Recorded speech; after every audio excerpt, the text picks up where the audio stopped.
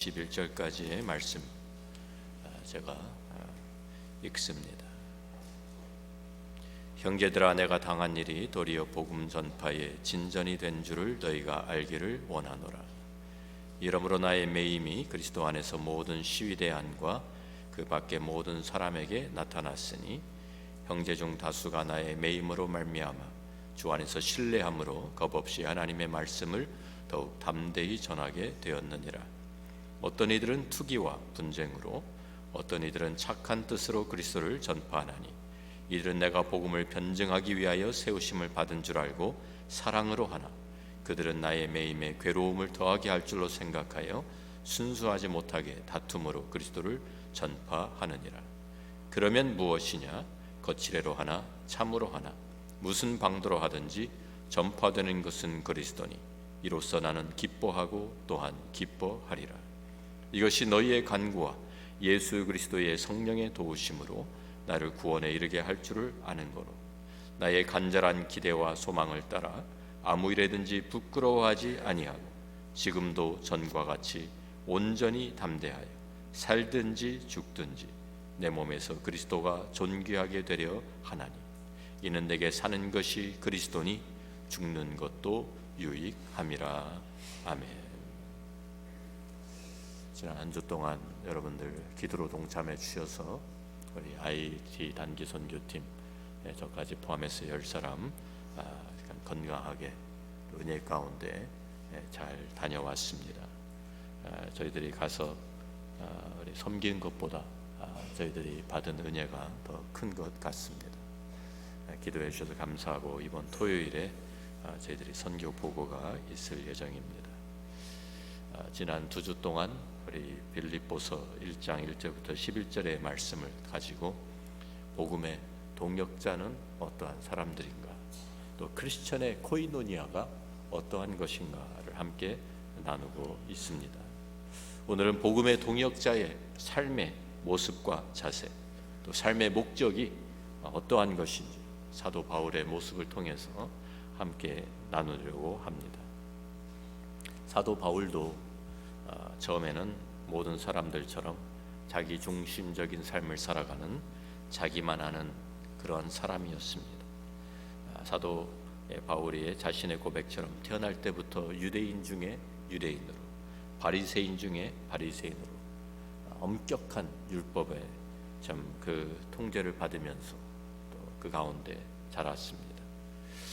또한 로마 시민의 특권을 가지고 태어날 때부터 남부러울 것이 없었던 그런 사람이었습니다. 그 당시에 참 유명한 학자였던 가말리엘 문화에서 공부도 한 사람이고요. 특권층과 인맥을 가지고 있어서 참 장래가 보장된 삶을 살아가던 사울이었습니다. 이 사람이 자기가 가지고 있는 율법에 대한 열심이 너무 지나쳐서 특별히 예수 믿는 사람들을 핍박하기 시작합니다. 예루살렘에서 스데반 집사가 돌에 맞아 순교할 때 그 옆에 증인으로 서 있었던 사람이었습니다. 예루살렘과 유대에 있는 크리스천들을 잡아들이고 박해하는 것도 모자라서 다메섹까지 대제사장의 공문을 받아가지고 예수 믿는 사람들을 박해하기 위해서 열심을 내던 사람이었습니다.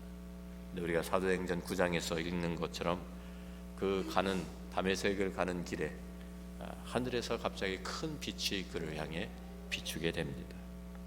그 빛 가운데서 그는 엎드러져 쓰러졌지만 그 가운데서 주님의 음성을 듣습니다.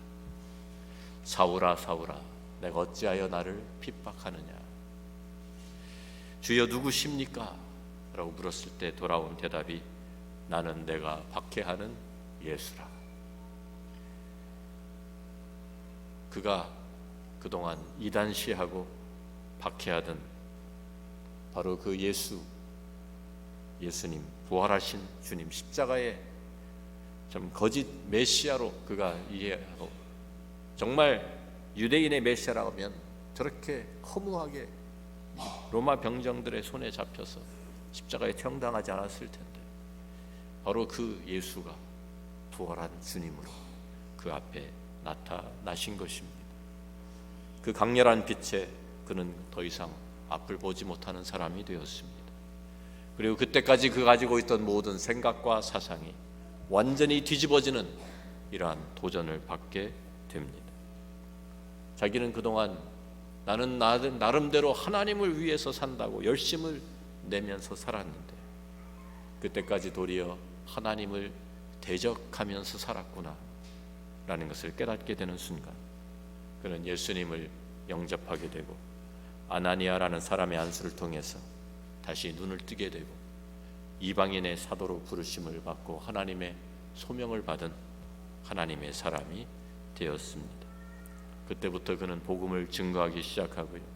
자기 중심의 삶에서 온전히 예수 그리스도의 중심의 삶으로 그가 변화되게 되었습니다. 자신의 삶을 온전히 주님과 복음을 위해서 드리는 그러한 사람이 되었던 것입니다. 사도행전 1장 8절에 우리가 잘 아는 말씀이 있죠. 같이 한번 읽어봅니다. 오직 성령이 너희에게 임하시면 너희가 권능을 받고 예루살렘과 온 유대와 사마리아와 땅끝까지 이르러 내 증인이 되리라 하시니라. 이 말씀에 따라서 예루살렘에 모여있던 제자들이 유대와 사마리아와 또 그 지경 밖으로 나가서 복음을 전파하고 있었습니다. 사도 바울도 안디옥 교회의 파송을 받아서 소아시아에서 시작해서 유럽으로 정말 이제는 가는 곳마다 유대인들과 이방인들을 복음을 전파하면서 교회를 세우는 일에 완전히 자기의 삶을 헌신하였습니다. 그리고 그는 소아시아 또 참 그 그리스의 이 복음을 전하는 것으로 만족하지 않고 그 지역을 넘어서 하나님의 복음을 들고 땅 끝까지 가려는 계획을 가지고 있었습니다. 사도행전 19장 21절 말씀에 보면 이 일이 있은 후에 바울이 마게도냐와 아가야를 거쳐서 예루살렘에 가기로 작정하여 이르되 내가 거기 갔다가 후에 로마도 보아야 하리라 는 말을 합니다. 아직까지 로마에 가지를 못한 상황이었습니다. 그런데 그는 로마 제국의 중심지 그 로마에 가서 거기서부터 시작해서 로마 전 제국에 복음을 전하려는 그러한 계획을 세웠습니다. 그런데 먼저 예루살렘에 들려서 구제 헌금을 전달하는 이 일을 감당하고 그 다음에 로마로 갈 생각을 가지고 로마에 있는 교회에 미리 로마서를 써서 보낸 것입니다. 로마서 1장 15절에 이러한 계획이 또한 잘 나타나 있습니다. 로마서 1장 15절에 그러므로 나는 할 수 있는 대로 로마에 있는 너희에게도 복음 전하기를 원하노라. 로마에 가서 먼저 그들에게 복음을 전하고 그 다음에 로마서 15장에 보면 22절 말씀부터 이러한 또 계획이 나와 있죠. 그러므로 또한 내가 너희에게 가려 하던 것이 여러 번 막혔더니 이제는 이 지방에 일할 곳이 없고 여러 해 전부터 언제든지 서바나로 갈 때에 너희에게 가기를 바라고 있었으니 이는 지나가는 길에 너희를 보고 먼저 너희와 사귐으로 얼마간 기쁨을 가진 후에 너희가 그리로 보내주기를 바람이라. 그러나 이제는 내가 성도를 섬기는 일로 예루살렘에 가노니 이는 마게도냐와 아가야 사람들이 예루살렘 성도 중 가난한 자들을 위하여 기쁘게 얼마를 연보하였음이라. 저희가 기뻐사였거니와 또한 저희는 그들에게 빚진 자니 만일 이방인들이 그들의 영적인 것을 나누어 가졌으면 육적인 것으로 그들을 섬기는 것이 마땅하니라. 그러므로 내가 일을 마치고 이 열매를 그들에게 확증한 후에 너희에게 들렀다가 로마에 들렀다가 서바나로 가리라 라고 말씀하죠.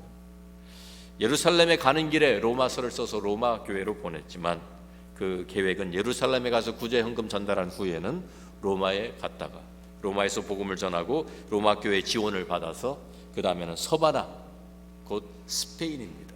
지중해 서쪽 끝에 있는 서바나까지 스페인까지 가서 복음을 전하려고 하는 계획을 여기에 밝히고 있는 것입니다. 그 지중해가 전체가 중심으로 해서 그 모든 것이 로마의 제국 전체에 동쪽에서 서쪽 끝까지 그들이 알고 있던 그 모든 지경에 동쪽 끝에는 예루살렘이 있죠. 지중해 동쪽 끝에 예루살렘이 있습니다. 거기서 시작해서 소아시아를 거쳐서 그리스 지방 그리고 로마 그 다음에는 더 서쪽으로 서바나까지 스페인까지 복음을 완전히 동해 끝에서 서쪽 끝까지 땅 끝까지 복음을 전할 계획을 세우고 이 로마서를 쓴 것입니다. 그런데 그의 이 계획은 그대로 이루어지질 않았습니다. 예루살렘에 갔는데 예루살렘 성전에서 유대인들의 오해와 모함을 받아서 유대교를 배반한 자로, 조국을 배반한 사람으로 낙인을 찍혀서 폭동이 일어납니다. 그 가운데 잡혀서 돌로 맞아 죽을 뻔합니다.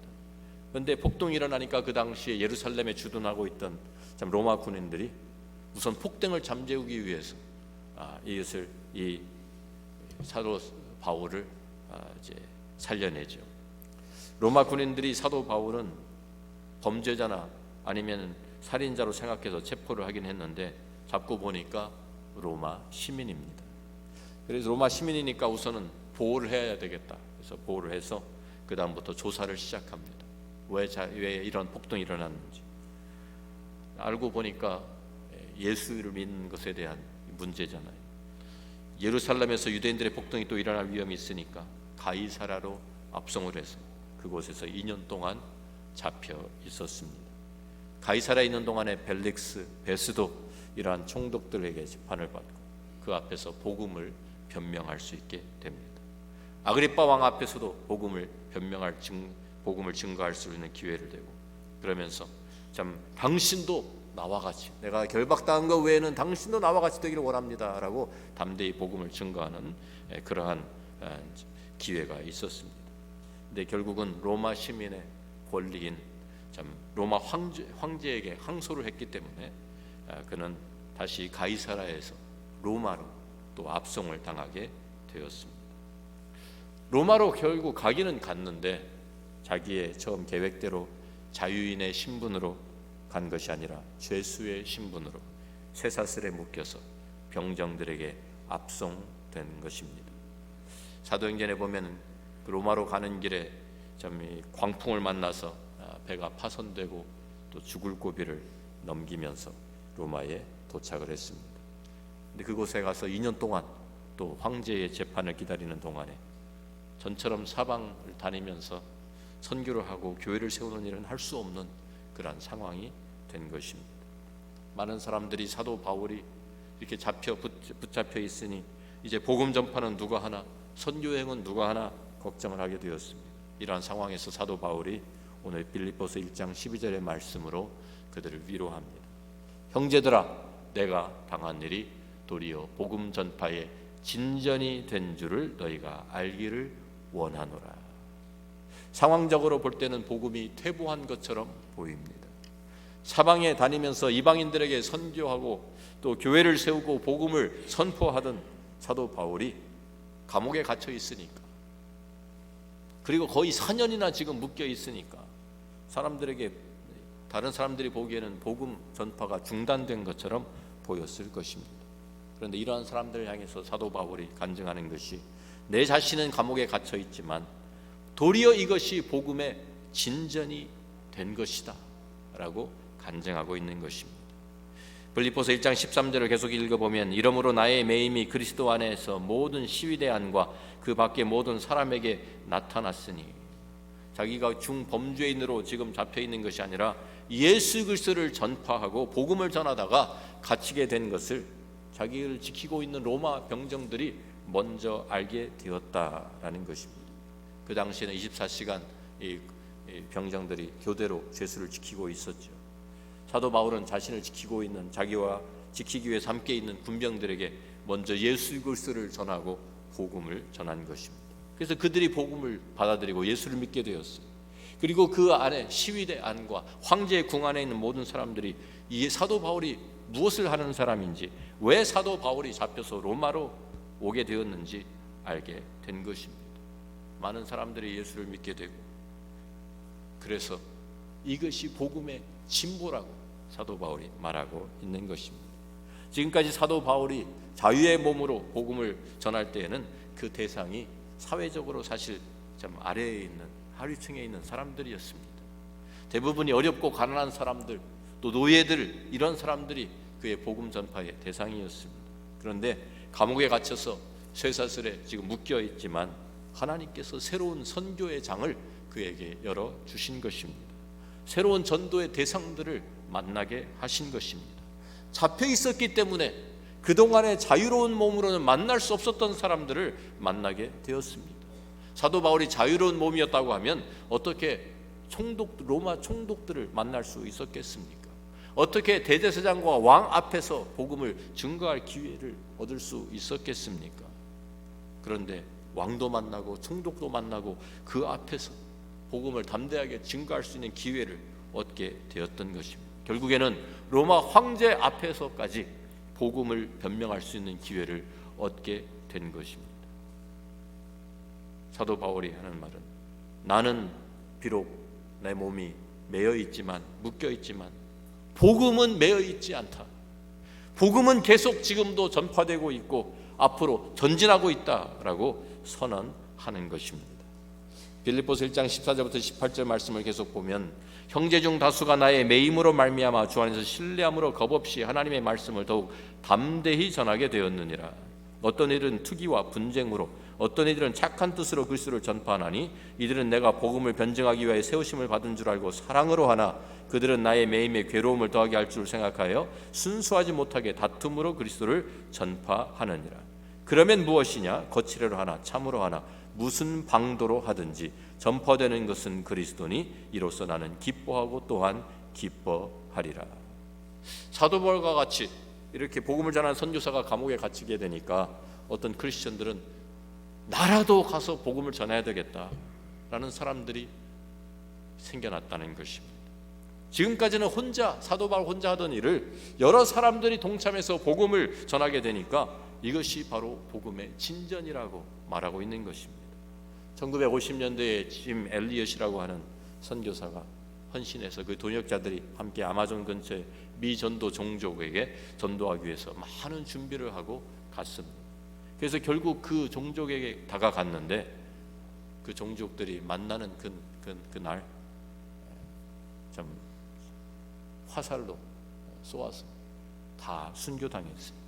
이들은 화살을 이길 수 있는 총을 가지고 있었지만 한 발도 쏘지 않고 그냥 다 화살에 맞아서 순교했습니다.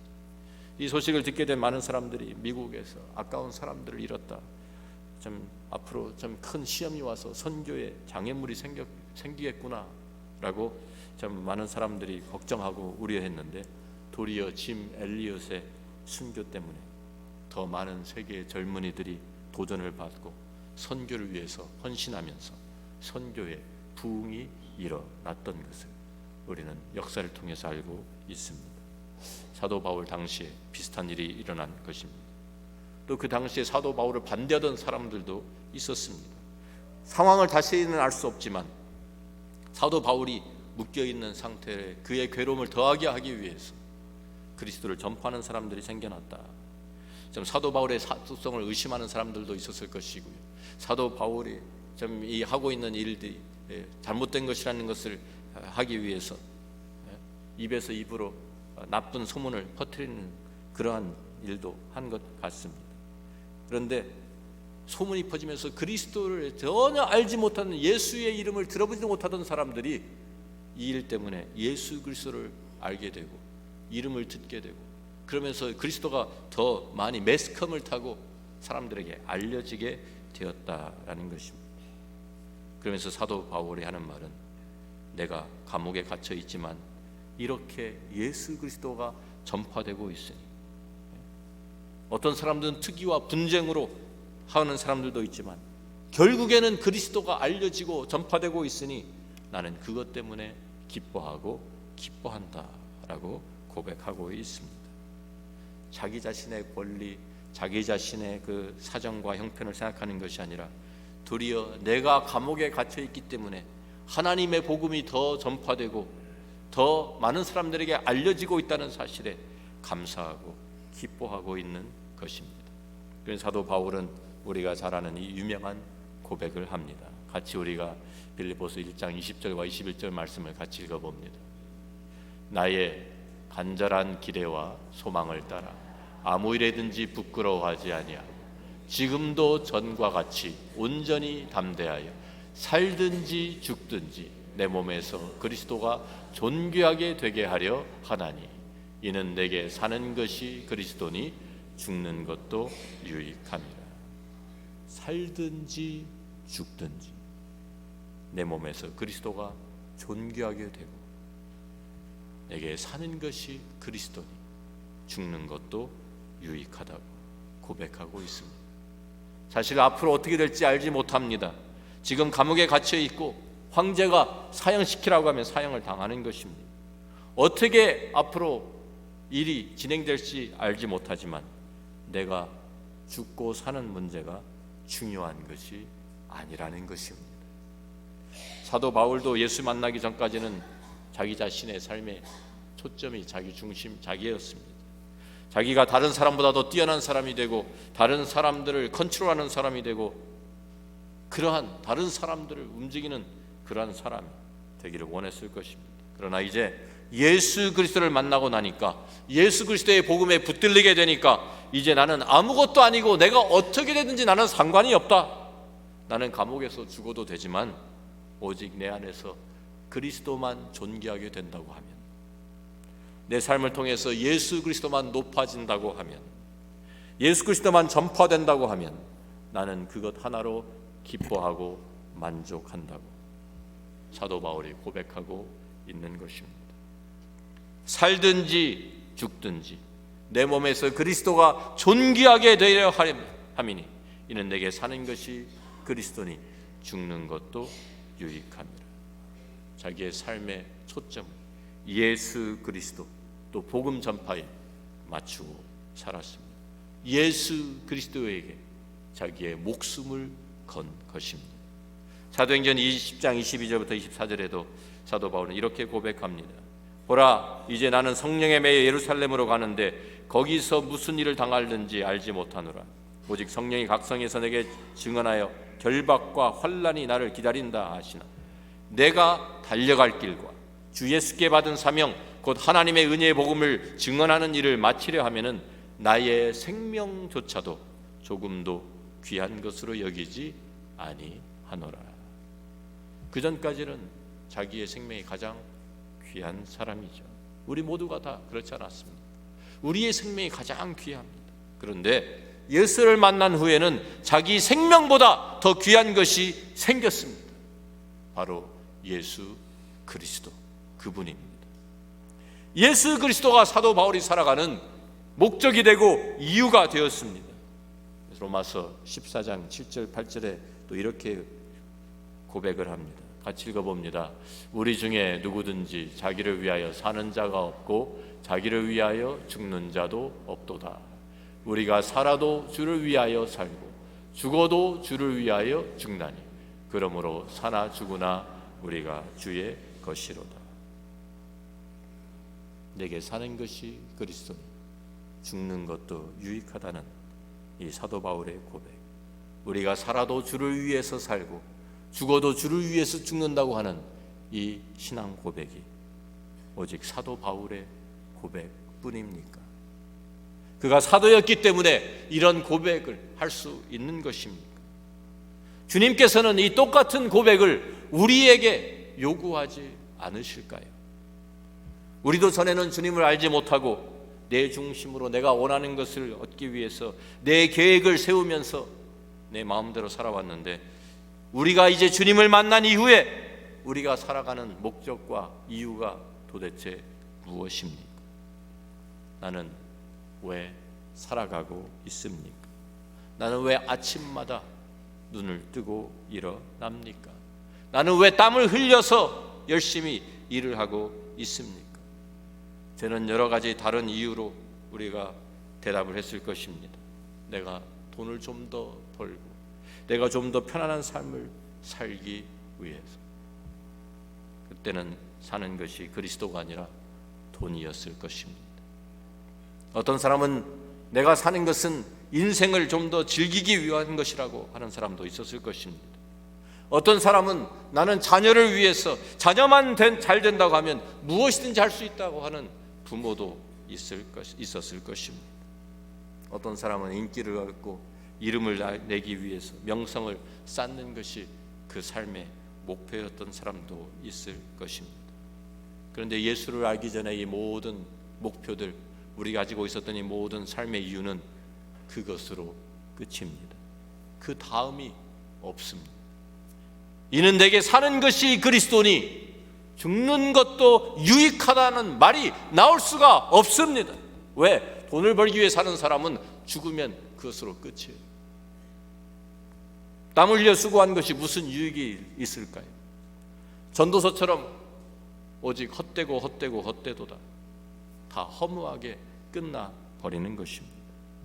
돈을 쫓아다닌 사람 죽어버리면 그것으로 끝입니다. 인기를 위해서 살던 사람도 죽으면 다 끝나버립니다. 이 세상의 모든 것이 그렇습니다. 이 세상의 모든 것이 우리가 추구하며 따라가던 모든 것이 우리가 죽어버리면 끝이 납니다. 남는 것이 없습니다. 유익한 것이 없습니다. 그런데 영원한 생명이신 예수 그리스도 그분을 위해 사는 사람은 이러한 고백을 할 수가 있습니다. 내게 사는 것이 그리스도니 죽어도 끝이 아닙니다. 내게 사는 것이 그리스도니 죽는 것도 유익함이라. 왜? 우리에게는 영생의 삶이 있기 때문입니다.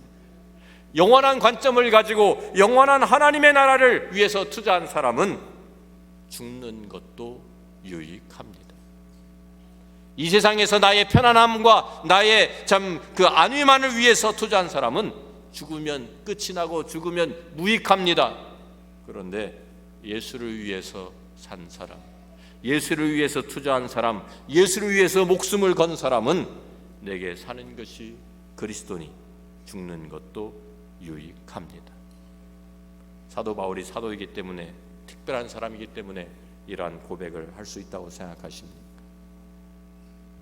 이 모든 것이 사실은 예수를 통해서 십자가의 그 보혈로 구원함을 받은 우리들이 함께 고백해야 할 고백이 아니겠습니까? 이번에 저희들이 IT에 단기 선교를 가서 김승돈 선교사님 사역을 함께 돕고 왔습니다.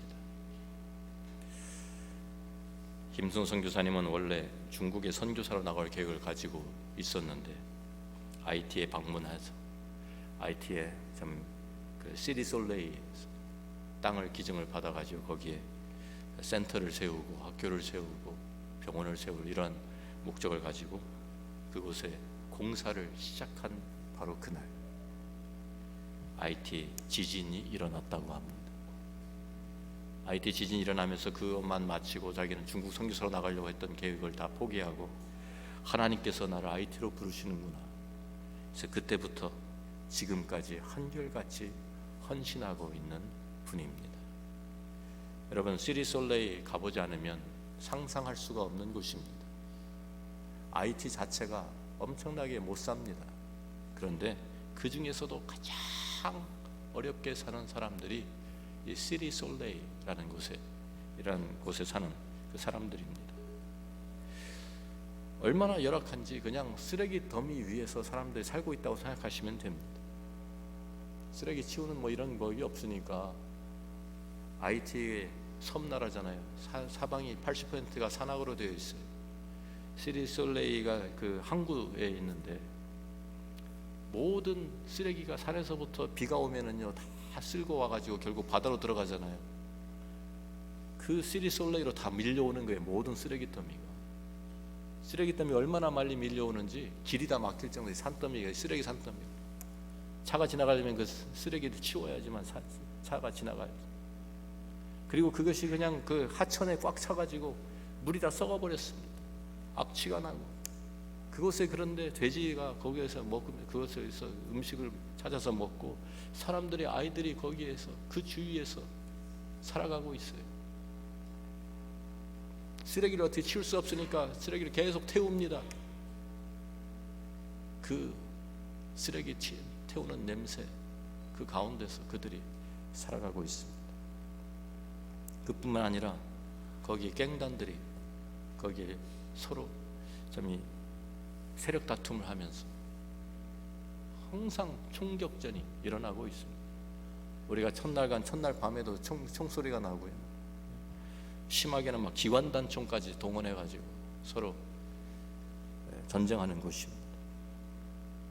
그러한 곳에 김승선 교사가 10년 전에 맨손으로 그곳에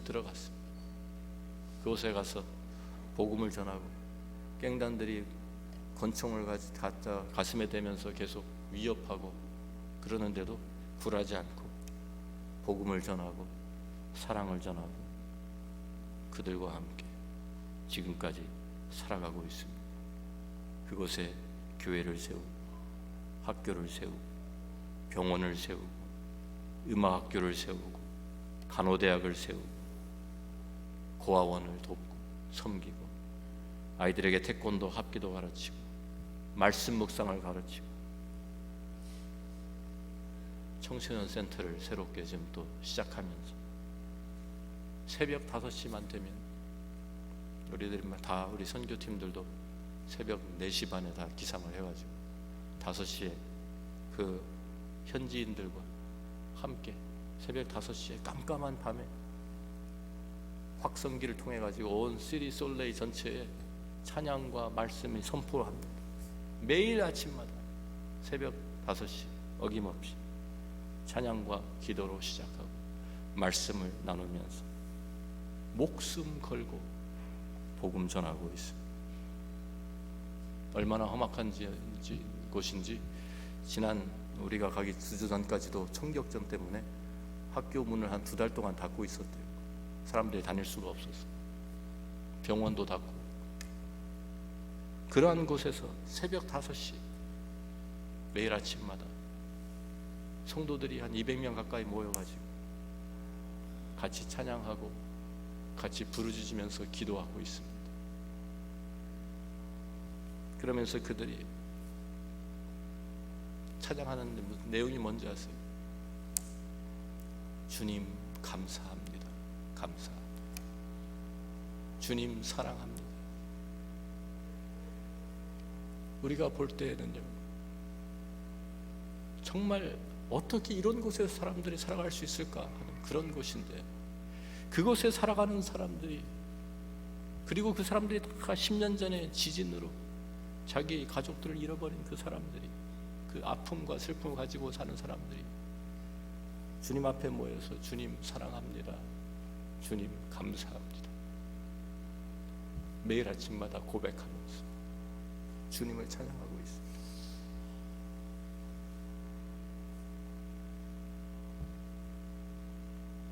우리는 복음을 위해서, 주님을 위해서 내 몸이 좀 망가져도 괜찮습니다. 고백할 수 있습니까? 우리는 복음을 위해서라면 내 건강이 좀 상해도 괜찮습니다. 내가 감옥에 갇힌다고 해도 좋습니다. 내가 다른 사람들에게 학대를 받는다 해도 복음이 진보된다면 나는 감당할 수 있습니다. 바로 이것이 사도 바울이 내게 사는 것이 그리스도니 죽는 것도 유익하다는 고백입니다. 우리들 목숨 걸고 예수 믿어본 적 있으십니까? 이것이 꼭 사도 바울의 고백이어야만 합니까? 우리에게는 주님께서 이러한 고백을 요구하지 않으실까요? 우리도 사도 바울과 같이 죄 가운데서 내 중심적으로 이기적으로 살아가던 사람들입니다. 그런데 예수님께서 십자가에서 우리를 위해서 죽으시고 우리 죄를 용서해 주셨고 나를 불러서 하나님의 은혜로 하나님의 자녀가 되었다고 하면, 이제는 우리가 이 하나님의 가족의 한 일원이 되었다고 하면 우리도 역시 똑같은 고백을 해야 하지 않겠습니까? 내게 영생의 소망이 있다고 하면, 영원한 하나님 나라를 바라보고 있다고 하면 우리도 내게 사는 것이 그리스도니 죽는 것도 유익합니다. 고백할 수 있어야 하지 않겠습니까? 오늘 사도 바울과 같은 분들, 김승돈 선교사님과 같은 분들의 그 고백, 우리의 안일한 신앙생활 하는 우리들에게는 큰 도전을 줍니다.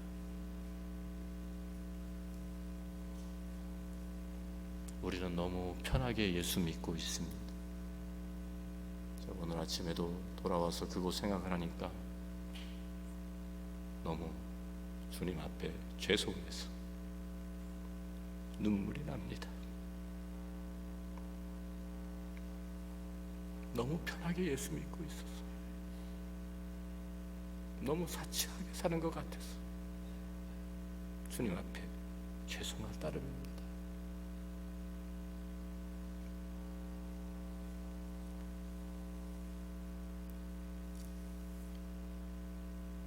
주님을 위해서, 복음을 위해서 우리가 목숨 내놓은 적도 없고 희생을 한 적도 없고,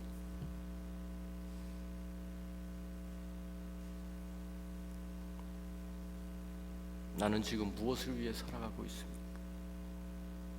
무엇이 나의 삶의 진정한 유익입니까?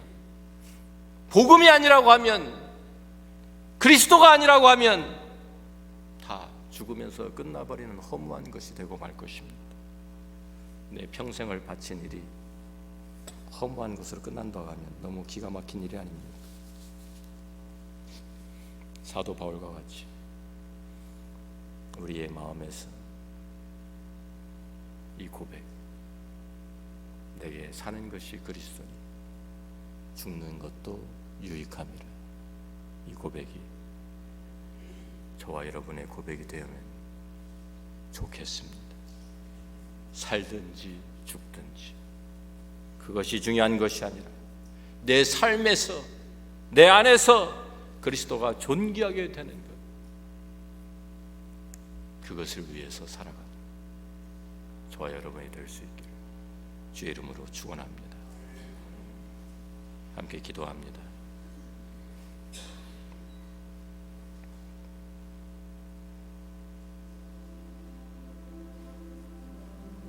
우리들은 여태까지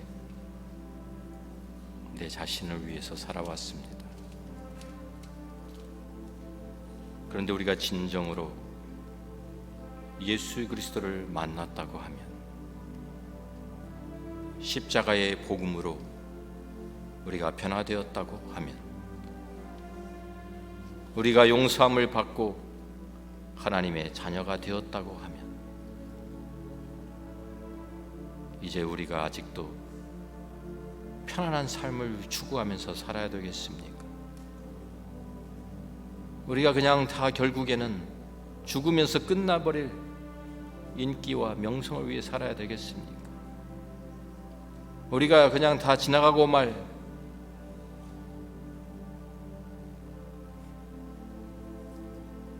그러한 삶을 추구하면서 이 세상의 즐거움을 그냥 전부 누리다가 가는 것으로 만족하시겠습니까? 아니면 영생을 바라보면서, 영원한 하나님 나라를 바라보면서 내게 사는 것이 그리스도니 죽는 것도 유익합니다 고백해야 되지 않겠습니까? 살든지 죽든지 내 안에 그리스도가 존귀하게 되는 것, 이것이 크리스천의 모습이 아니겠습니까? 참된 예수 그리스도의 제자의 모습이 아니겠습니까? 진정한 하나님의 자녀의 모습이 아니겠습니까? 주님 앞에 진실된 마음으로, 입술로 고백하는, 내게 사는 것이 그리스도니 죽는 것도 유익하다는 이 고백이 저와 여러분의 고백이 되기를 간절히 소원합니다. 아버지 하나님, 너무나도 죄송합니다. 우리들은 그동안 예수님까지도 나의 이익을 위해서 사용했습니다.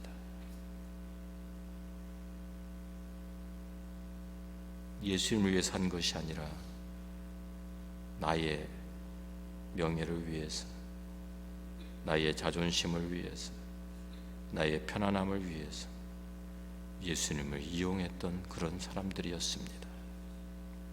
주님, 이 시간 회개합니다. 그리고 고백합니다. 사도 바울과 같이 이는 내게 사는 것이 그리스도니 죽는 것도 유익하다는 이 믿음의 고백이 우리 마음에서, 우리 입술에 있게 하여 주옵소서. 예수님을 위해서 우리의 목숨을 걸 수 있는 하나님의 사람들이 되게 도와 주옵소서. 예수님 귀하신 이름으로 기도합니다. 아멘. 함께 일어나서 찬